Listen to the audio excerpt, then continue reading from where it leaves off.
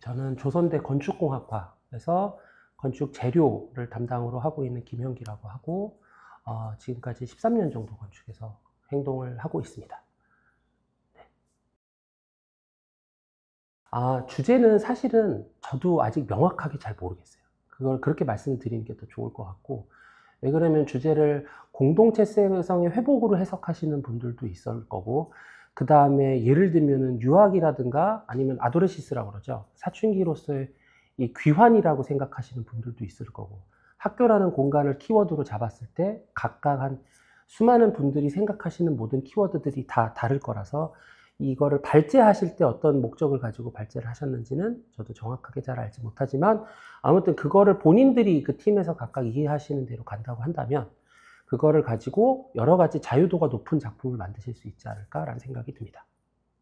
그렇죠. 공간적인 담론을 우리가 항상 얘기할 때 사실은 현대 사회에서 객체화되고 파편화된 이런 사태를 만든 거는 건축, 그러니까 도시화라는 부분도 있지만 건축이 거기에 굉장히 큰 역할을 한 게 사실이죠. 그러니까 건축 때문에 이렇게 됐다고 말은 못하지만, 근데 이렇게 되는데 건축이 일조를 한 것도 사실이죠. 사실은 이 학교로 돌아간다라고 했을 때 우리가 그러니까 흔히 말하는 시상이라고 그러는 게 있잖아요. 시상이 떠오르는 게 좀 불명확해요. 나쁘다는 건 아니에요. 나쁘다는 게 아니고 될 방향들도 수많은 방향들이 있을 테니까 그거를 어떻게 붙잡고 갈지가 좀 고민입니다. 그래서 반대로 얘기하면은 나중에 작품을 자기 하고 싶은 대로 하시면 될 것 같아요. 네. 어떤 식으로 의도하셨는지 모르겠으나 그거를 어떤 식으로 받아들일지는 또 다른 문제인 것 같아요. 건축학과 공학 중에서 공학을 하고 있는 사람의 의무라고 저는 좀 생각을 하거든요. 이런 프로젝트에 참여를 해주는 것. 이거는 뭐 잘 아시겠지만 지도 교수님들끼리 다 말씀을 하시겠지만 옛날엔 학하고 공학하고 하나였고, 그러다 보니까 시공에서부터 구조, 그 다음에 설계, 그 다음에 계획, 그런 모든 것들이 다 한 큐에 공부를 할 수 있는 기회가 있었는데, 지금 굉장히 공학은 공학 나름대로의 전문성을 너무 과도하게 추진을 하고, 또 학 같은 경우도 이 철학적 담론에 너무 좀 빠지는 느낌을 지울 수가 없어요. 그러다 보니까 사실은 서로 전문적인 건 좋으나 실제 현업에서는 같이 이루어지는데, 이게 분리됐을 때 이거를 한번 본인들이 그래도 뭔가 작품을 만들어 볼 수 있는, 4학년 때까지, 5학년 때까지 사실은 한다 그러면 작품 하나를 제대로 완성시켜 보지 못하고 졸업을 하는 경우가 있단 말입니다. 그러니까 실제로 건축가가 건축을 해봐야 되는데 건축을 못하고 졸업을 할 수가 있겠죠. 학교의 커리큘럼에 따라 다르긴 하지만 이제 그런 측면에서는 굉장히 유효한 프로젝트이지 않을까 싶습니다. 그래서 이제 시공을 한번 경험을 해보면 시공을 하면서 구조를 바꾸게 되고, 구조를 바꾸려다 보니까 설계를 바꾸게 되고, 그 피드백이라고 그러죠. 이 클로즈드 루프를 도는 이 작업의 경험이 사실은 건축의 다거든요. 그렇죠?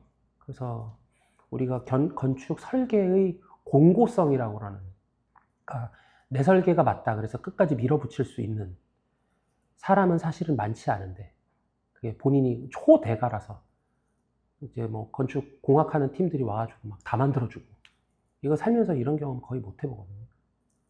그러니까 학하고 공학하고 스스로 나눠져서 싸우게 되는 팀들을 많이 봤어요. 그래서 그 우하우스 하다 보니까 팀들끼리 사이를 상하는 경우도 몇 번 봤거든요.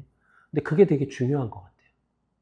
그래서 그런 분쟁을 이제 처리해 나가는 것도 건축의 행위에 가장 큰, 다른 공학 분야와 가장 큰 차이가 나는 분야인 것 같습니다.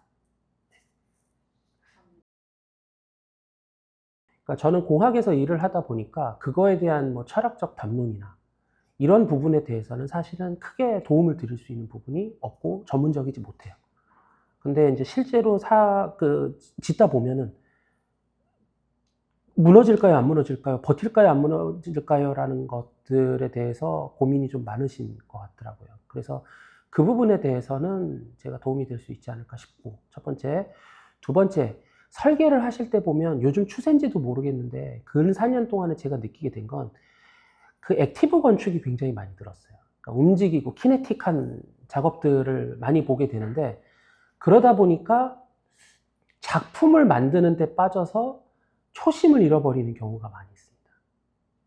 설계를 내가 뭘 하려고 했는데 움직이는 거에 신경을 쓰다 보니까 얘네들이 내가 왜 그 작품을 그렇게 설계를 했는지를 까먹는 경우들을 많이 봐요.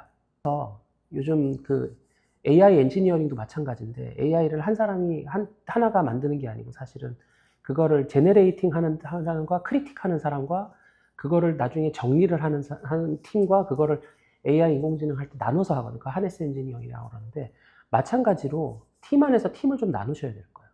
크리틱을 하는 팀과 뭔가를 하는 팀과 그 다음에 그거를 수습하는 팀과 그래서 각기 역할을 좀 잘해서 자기 맡은 바대로 이제 잘하면 되지 않을까? 역할 분담을 좀 잘하면 좋지 않을까라는 생각을 합니다. 내가 만들고 싶은 게 있으려면 남들이 뭘 했는지를 알아야 돼요. 그럼 반대로 얘기하면 스터디가 충분히 진행이 돼야 되는데 그 주제에 대해서 스터디가 없이 접근을 하기에는 좀 쉽지 않습니다. 한번 기존 것들에 대해서 어떻게 오마주 할지에 대해서도 고민을 해보고 그래서 과거에 대한 작품, 기존의 여러 가지 파빌리온들에 대한 이해 이런 것들을 바탕으로 자기가 하고 싶은 얘기를 좀 잘 찾아보는 게 굉장히 중요한 요소지 않을까 싶습니다. 근데 시공과 그 다음에 시공과 구조는 도와드릴 수 있어요. 얼마든지. 방법이 있습니다. 그러니까 그런 것들은 너무 걱정 마시고 그러려고 튜터가 있는 거니까 그거는 저를 잘 활용하시면 되지 않을까 싶습니다.